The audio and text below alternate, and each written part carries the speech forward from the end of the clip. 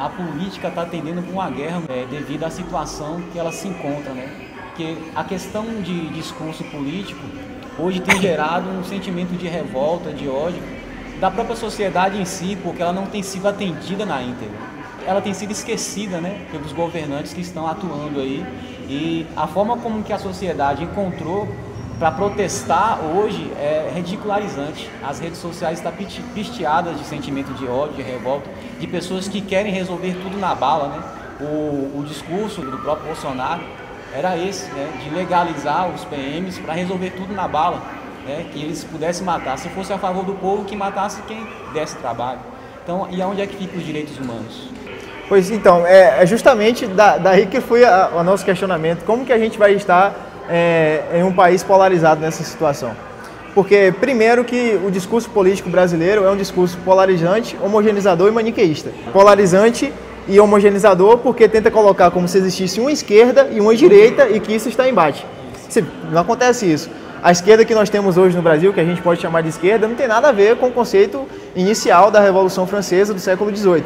Existe uma trajetória de mudança de perspectiva que acontece historicamente. Existem vários tipos de esquerda. Se você pegar um discurso de Manuela Dávila, da própria Marielle, ainda tem coisas aí que sim, do próprio Dilma para Lula existe um abismo teórico. Não existe também uma direita somente no Brasil. A direita é mais perdida ainda, assim, eu acredito, porque se você for... Você nem sabe quem apontar, quem quem define a direita de fato. Eu ainda não é querendo assim, querer defender, mas muito disso vem por um certo medo pelo que aconteceu na ditadura. Sim. Porque, tipo assim, se você for direita hoje, você é alvejado como uma pessoa que defende a ditadura. E não é aí também, não é por aí, entendeu? Defende a ditadura de 64. Aí o pessoal já coloca assim, você é fascista, você apoia a ditadura de 64. Então, por isso, eu acho que por muito tempo houve um medo, a direita se acuou atrás disso. E quando veio, já veio meio que extrema, assim, pelo menos o que vem ascendendo, que é Bolsonaro, que é o principal, já veio de uma maneira muito extrema. Mas será que não seria por conta da figura do Bolsonaro que essas pessoas que estão aí temendo essa volta da ditadura não seja o caso? Porque ele veio de uma época em que de fato ele ditava e perseguia inclusive alguns jornalistas. E ele inclusive homenageou publicamente o comandante Ustra, que foi condenado. Entendeu?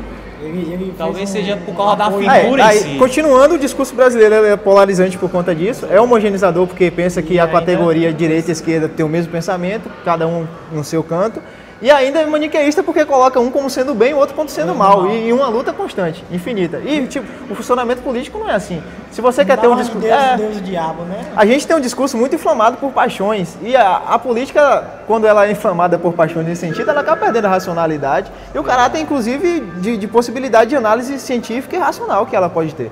E às vezes assim, inibe até o pensamento que é oposto da pessoa que se posiciona, né? Porque às vezes as pessoas querem convencer na bruta, na marra, né? E se a pessoa não aceita essa opinião que ele já tem a respeito de tal partido, começam os confrontos a partir daí.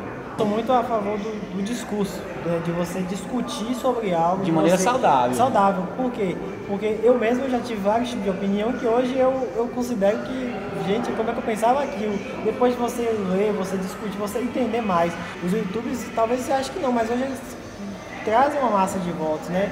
Tem um rapaz que ele conservadorismo, que é o Nando Moura, que os vídeos dele que ele posta tem muito acesso e muita gente o apoiando sobre aquilo, e ele é muito informado em seus pensamentos.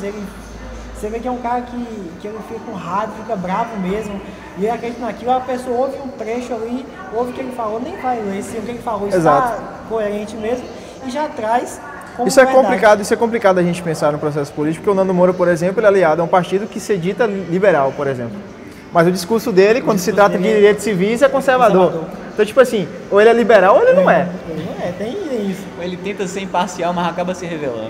Da mesma forma, a gente tem um Feliciano que se diz cristão, e quando ele vai para uma rádio, para uma entrevista, ele ironiza a morte de uma determinada pessoa e diz que um esquerdista certa vez não morreu, demorou uma semana para morrer porque a bala que atingiu o cérebro dele demorou uma semana para encontrar o cérebro.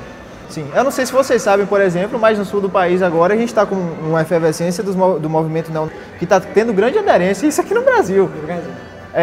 Anteontem, um menino foi esfaqueado na escola por um neonazista em São Paulo, porque ele era negro, E um dos processos do neonazismo é ser racista em determinado sentido. E o menino foi esfaqueado por conta de um discurso. Então, tipo assim, até que ponto a gente vai esperar que esses nossos discursos políticos cheguem? É saudável toda discussão e é saudável todo tipo de pensamento em determinado sentido, mas quando ele parte para o atentado à própria dignidade humana e à condição de sobrevivência, ele já deve ser pensado com mais cautela. E isso em um sentido tanto de esquerda quanto em um sentido de direita. Qualquer polarização política ela deve ser repensada se isso atentar contra a própria condição da vida humana. Porque não vai existir política se não tiver vida humana. A gente não vai ter a liberdade civil. Né? O direito à vida é um direito primordial de todo cidadão. E natural. Pessoal, é isso aí. Vamos encerrar por aqui. Nós aguardamos você no próximo vídeo. Se você gostou, comente, compartilhe. Estamos abertos para crítica, sugestão.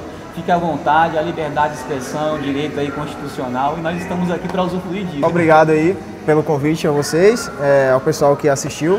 Valeu, tamo junto e é isso. Obrigado, gente. Assista aí, dê like, compartilhe, comenta aí.